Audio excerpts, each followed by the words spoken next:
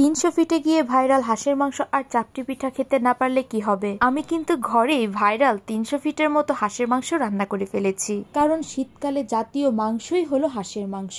বর্তমানে চারিদিকে হাঁসের মাংস রান্নার আর 300 ফিটের মতো ভাইরাল হাঁসের মাংস রান্নার ভীষণ ট্রেন্ডিং পড়ে গিয়েছে। তাই আমি কিভাবে সেই ভাইরাল 300 ফিটের মতো হাঁসের মাংস রান্না করেছি সেটাই তোমাদের সাথে আজকে শেয়ার করব। একটা কড়াইয়ে আমি বেশ অনেকটা জল গরম করে নিয়েছি আর তার মধ্যে পরিষ্কার করে ধুয়ে রাখা হাঁসের মাংসটা দিয়ে দিলাম আর তার সাথে দিয়ে দিলাম পরিমাণ মতো অল্প একটু লবণ আর হলুদের গুঁড়ো। আর এইগুলো দিয়ে হাঁসের মাংসটাকে অল্প একটু ফুটিয়ে নিয়ে তার মধ্যে থেকে সম্পূর্ণ জলটা ফেলে দিব। আর এই জলটা ফেলে দেওয়ার কারণে হাঁসের মাংসের একটা এক্সট্রা যে গন্ধ আছে সেটাও চলে যায়। এবার আমি এই হাঁসের মাংস রান্নার জন্য খুব সুন্দর একটা মশলা তৈরি করে নিব। আর এই মশলাগুলোর মধ্যে ছিল দারচিনি, এলাচি, লং, গোলমরিচ, জায়ফল, জৈত্রিক আর স্টার। এই সবগুলো মশলা ভালো করে শুকনা খোলায় ভেজে আমি এটাকে গুঁড়ো করে নিব। এবার হাঁসের মাংস রান্নার পালা। হাঁসের মাংস থেকে কিন্তু এক্সট্রা তেল বের হয়, তাই সেই অনুযায়ী পরিমাণ মতো কড়াইয়ে তেল দিয়ে দিলাম আর বেশ অনেকটা রসুন থেতো করে দিয়ে দিয়েছি। তারপর দিয়ে দিলাম পরিমাণ মতো লবণ আর বেশ অনেকটা পেঁয়াজ কুচি। আর এই সবগুলোকে ভালো করে ভেজে নিব।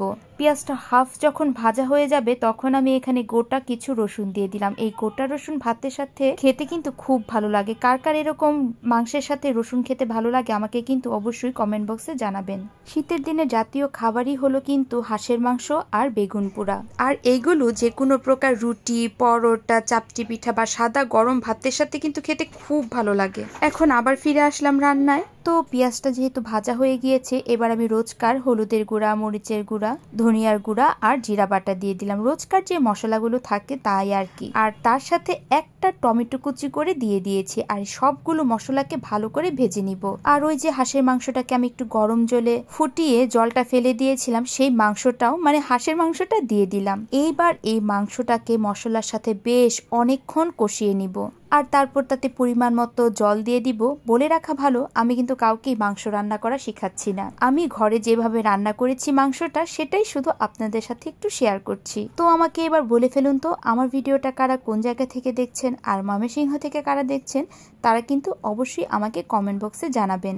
এখন আমি ওই যে মশলাটা গুঁড়ো করে রেখেছিলাম সবগুলো গরম মশলা, সেখানে সম্পূর্ণ মশলা মাংসের মধ্যে দিয়ে দিলাম আর ভালো করে মাংসটার সাথে মিশিয়ে দিলাম। এবার হাঁসের মাংসটাকে অল্প আঁচে বেশ ভালো করে কষিয়ে তারপরে সিদ্ধ করে নিব। মাংসটা কিন্তু কষানোর সাথে সাথেই সিদ্ধ হয়ে গিয়ে যাবে। হাঁসের মাংস কিন্তু খুব ধৈর্য সহকারে রান্না করতে হয়। আর এই তো আমার কিন্তু খুব সুন্দর করে হাঁসের মাংসটা কষানো হয়ে গিয়েছে। এবার আমি এখানে পরিমাণ মতো কিছু কাঁচামরিচ আর একটু সরিষার তেল দিয়ে দিলাম। ঝালটা যার যার টেস্ট অনুযায়ী দিলেই চলে। আমার কাছে লবণটা কিছুটা কম লাগছিল, তাই বেশ কিছুটা লবণও দিয়ে দিলাম। এই তো মোটামুটি কিন্তু আমার হাঁসের মাংস রান্না করা একদম হয়েই গিয়েছে। এবার ভালো করে আরো কিছুক্ষণ আমি কষিয়ে নিব।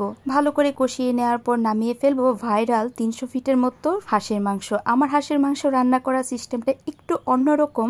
যদি ভালো লাগে কারো তাহলে কিন্তু আপনারাও এটা বাসায় ট্রাই করতে পারেন। তো এই তো আজকের ভিডিওটা আমার এই পর্যন্তই। আমার হাঁসের মাংস রান্নাটা সবার কাছে কেমন লাগলো তা কিন্তু অবশ্যই আমাকে কমেন্ট বক্সে জানাবেন। ভিডিওটা ভালো লাগলে একটা লাইক করে দেবেন। তো আজকের মতো এখানেই, সবাই ভালো থাকবেন। So tata.